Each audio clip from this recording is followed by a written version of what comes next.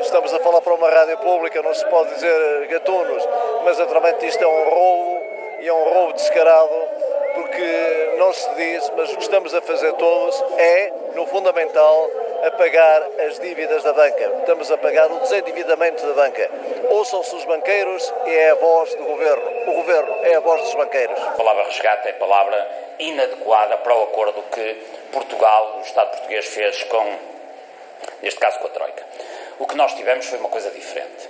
Quando o Estado começou a ter dificuldade de pagar os empréstimos anteriores à banca, então os banqueiros arranjaram maneira de garantir quem viesse a balizar o Estado e calçar o Estado para garantir o pagamento dos empréstimos anteriores. Portanto, a primeira razão que levou à assinatura do memorando de entendimento foi garantir o pagamento de empréstimos bancários.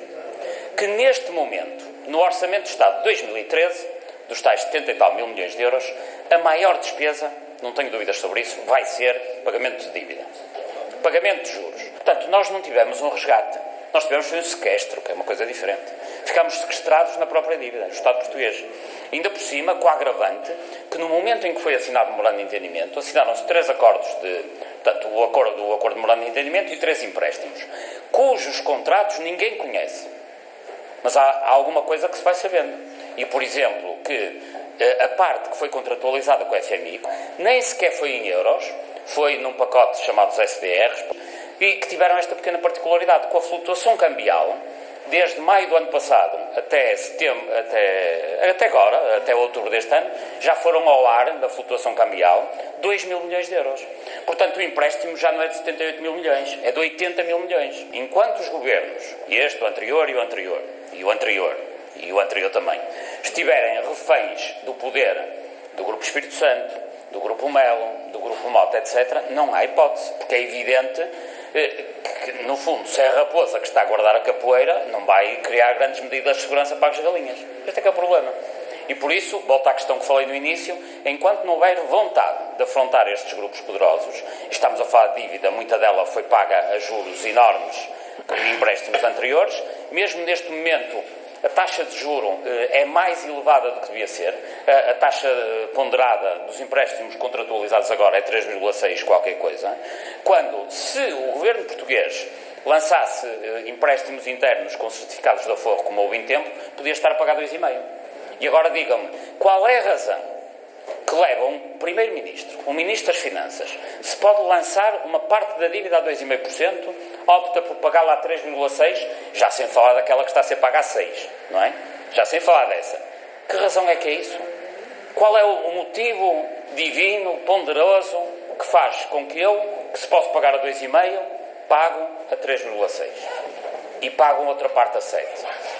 Porque ele está refém, ele, o Governo, e ele, o Ministério das Finanças, e ele, o Poder Político, refém dos indivíduos que, de facto, emprestaram 6%, muito do qual foram buscar 1,5% ao Banco Central Europeu, e dos que emprestaram 3,6%. Esta é que é a questão.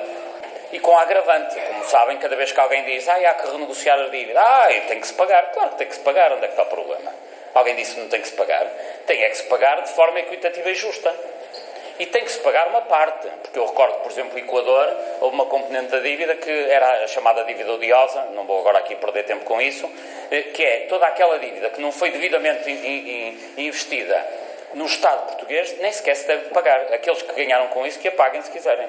E o Governo do Equador resolveu esse problema muito facilmente, está resolvido, já há jurisprudência internacional, e era bom que esses tais advogados, que têm grande preponderância, nomeadamente no direito internacional, ajudassem a fazer isso.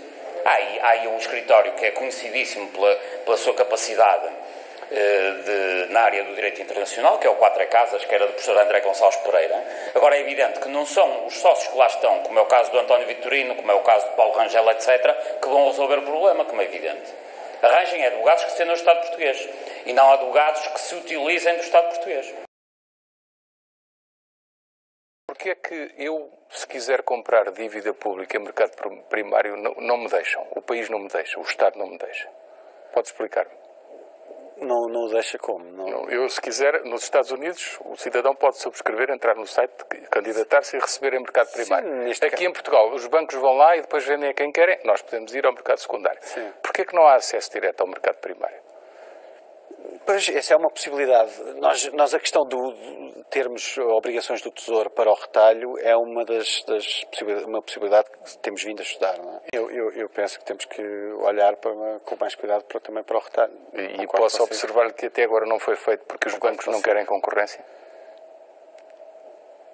Eu penso que eu penso que essa questão das obrigações do Tesouro para os aforradores, disponível para os aforradores, é uma questão que estamos a estudar e que é importante, como está a dizer, ser tratada com... Mas até agora haviam os certificados do Tesouro que até isso acabou, em setembro do ano passado. Sim, a possibilidade de estudarmos um produto como os certificados do Tesouro, chamemos-lhe série B, é uma possibilidade também. Está-me a dizer que vai fazer isso?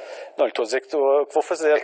Eu fui ao seu mau feitio, leva-me a dizer que os nossos banqueiros não gostarão muito porque esse dinheiro depois sairá dos depósitos bancários e eles ficarão com menos. Estou correto? Essa é uma questão que... É a minha leitura. Quer dizer, a poupança interna vai aumentar. E a poupança interna, aumentando, pode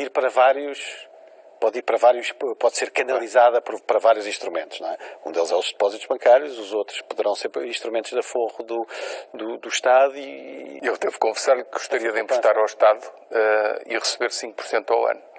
E se calhar, como eu, muitos portugueses gostariam. Portanto, já verifiquei pela sua resposta fica registado. PSD, CDS, com o PS assinaram o pacto com a Troika.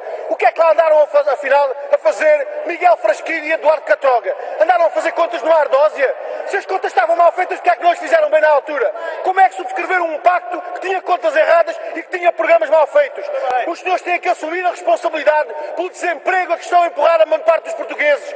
Têm que assumir a responsabilidade pelo endividamento crescente do país a que estão a hipotecar o nosso futuro coletivo. E, senhora deputada, sabe o que é pior de tudo? O pior de tudo é que nós sabemos que isso não é inocente e não é por incompetência. Os senhores estão a fazer o que estão a fazer para sacrificar a vida dos portugueses, para salvar o capital, para salvar a banca e a especulação.